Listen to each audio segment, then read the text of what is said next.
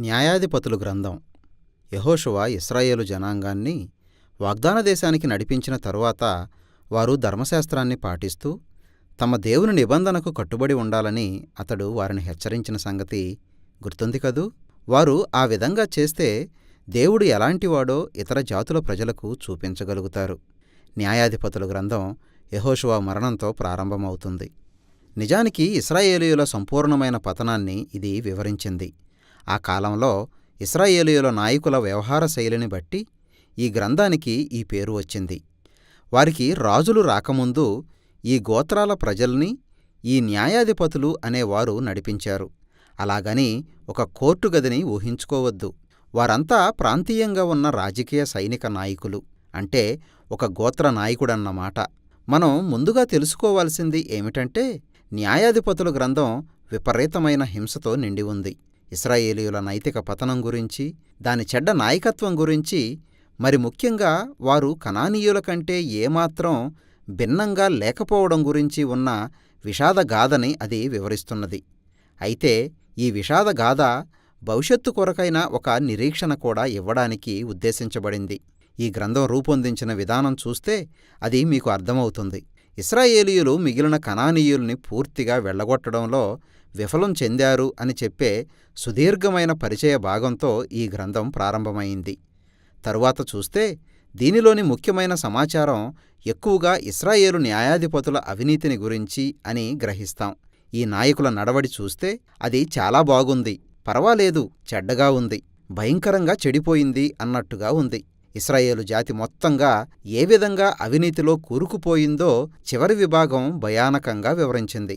ఇక మన ధ్యానం ప్రారంభించి ఒక్కొక్క విభాగాన్ని వివరంగా చర్చిద్దాం.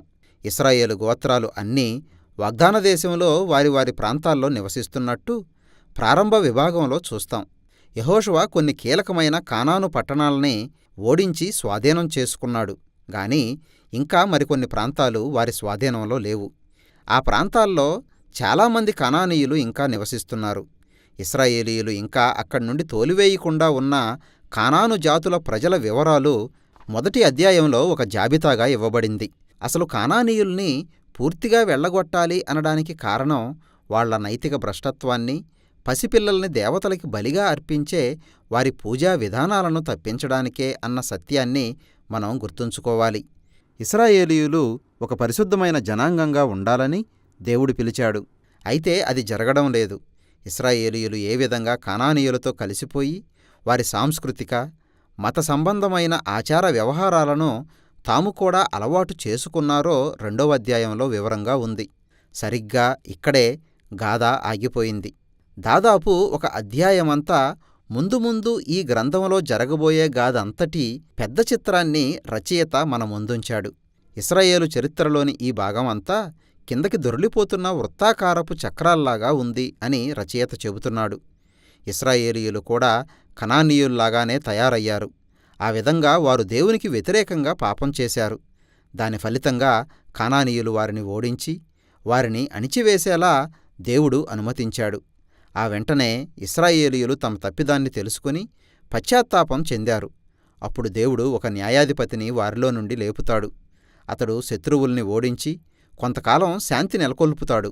ఆ తర్వాత ఇశ్రాయేలు మళ్లీ పాపం చేసి మళ్లీ మొదటికి వచ్చి ఈ చక్రం కొనసాగుతుంది. ఈ గ్రంథంలో మిగిలిన చరిత్ర అంతటికీ ఈ భాగం ఒక పరిచయంగా పనిచేస్తుంది.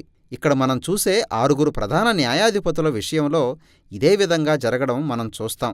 మొదటి 3 న్యాయాధిపతులైన ఒత్నీయేలు, ఏహోదు, దెబోరాల చరిత్రలు గొప్ప వీరత్వంతో కూడిన పోరాటాలు. అంతేగాక అవి చాలా రక్తపాతంతో కూడి ఉన్నాయి. న్యాయాధిపతిగాని అతనికి సహాయకులైన వారుగాని తమ శత్రువుల్ని జయించి ఇశ్రాయేలీయుల్ని విడిపించారు. తరువాతి 3 న్యాయాధిపతుల వృత్తాంతాలు చాలా దీర్ఘంగా ఉంటాయి.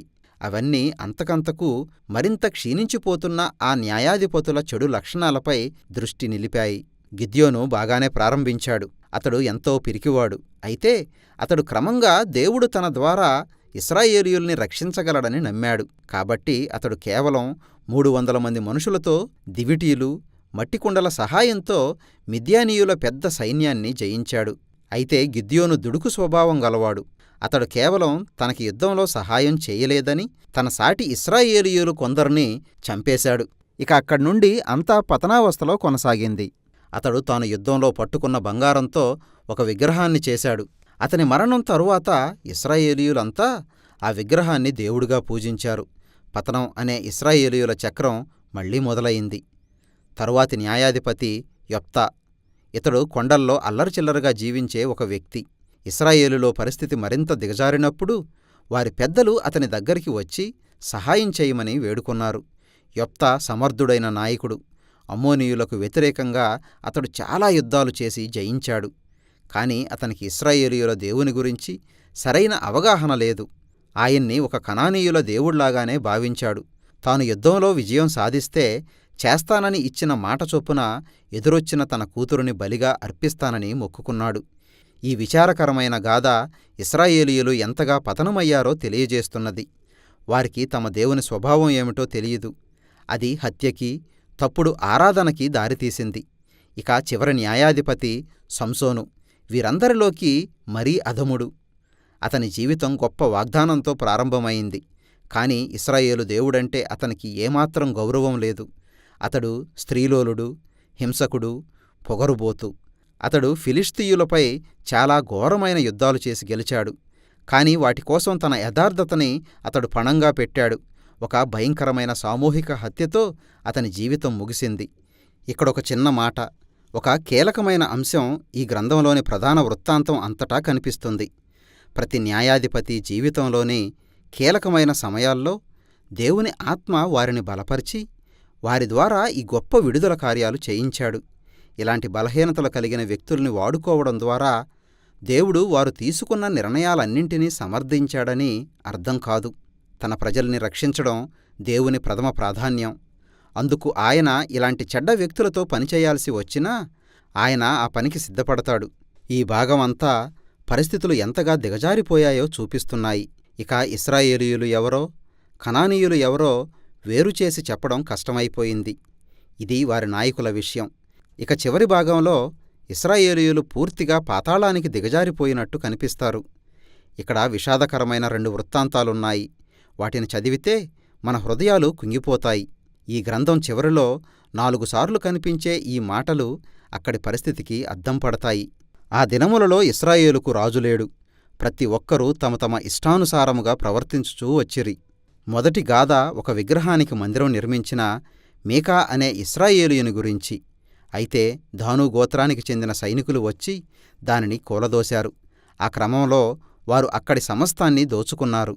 ప్రశాంతంగా ఉండే లాయీషు అనే పట్టణాన్ని వారు పూర్తిగా తగలబెట్టారు. ఆ పట్టణంలో నివసించే వారందరినీ చంపేశారు. చాలా భయంకరమైన సంఘటనది. ఇశ్రాయేలీయులు తమ దేవుణ్ణి మర్చిపోయినప్పుడు బలవంతుల ఇష్టమే చెల్లుబాటయ్యింది. ఈ గ్రంథంలోని చిట్టచివరి గాథ ఇంకా భయంకరమైంది. ఇశ్రాయేలులో మొట్టమొదటి అంతర్యుద్ధానికి దారితీసిన లైంగికపరమైన అత్యాచారం, హింసల గురించిన హృదయ విదారకమైన గాథ. అది చాలా కలిచివేసే దుర్ఘటన. ఈ గ్రంథాలన్నీ మనకి ఒక హెచ్చరికల్లాంటివి. వారిని ప్రేమించి ఐగుప్తు బానిసత్వం నుండి వారిని విడిపించిన దేవుని నుండి వేరైపోవడమే వారి స్వనాశనానికి కారణం. ఇప్పుడు ఇశ్రాయేలీయులకి తమ నుండి తమకే విడుదల అవసరమైంది. వాళ్లకి ఉన్న ఒకే ఒక ఆశాకిరణం ఈ గ్రంథం చివరిలో పదే పదే కనిపించే లైనులో కనిపిస్తుంది. అసలు ఈ గాథ అంతటికీ అది చిట్ట చివరి వాక్యం. ఇశ్రాయేలుకు రాజులేడు. ఈ మాటలు దావీదు రాజు కుటుంబ మూలాలను గురించి చెప్పిన రూతు గ్రంథం, ఇశ్రాయేలులో రాజరికం ప్రారంభం గురించి రాసి ఉన్న 1వ సమూయేలు గ్రంథాల నేపథ్యాన్ని వెల్లడి చేస్తున్నాయి. దానికంటే న్యాయాధిపతుల గ్రంథం ఒక విషాద కావ్యం. మానవుని పరిస్థితి గురించిన విచారకరమైన వృత్తాంతం. అంతిమంగా అది దేవుడు తన ప్రజల్ని విమోచించడానికి ఒక రాజును పంపించాల్సిన అవసరతను నొక్కి చెబుతున్నది. న్యాయాధిపతుల గ్రంథం చెప్పే సందేశం ఇదే.